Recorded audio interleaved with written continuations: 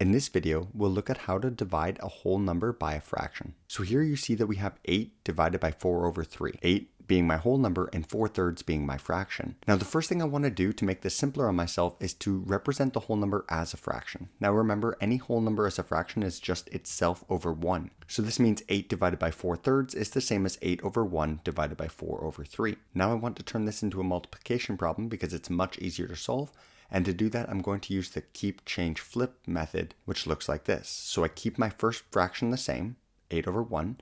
I change the division sign into a multiplication sign, and then I flip the second fraction so I have its reciprocal. So instead of 4 over 3, I flip it, and now it's 3 over 4. Now when I'm multiplying two fractions, it's much easier. I just multiply numerator by numerator and denominator by denominator. So 8 times 3 is 24, and 1 times 4 is 4. Now 24 divided by 4 can be simplified, and if I do this, it'll give me 6. So this means that 8 divided by 4 over 3 is 6.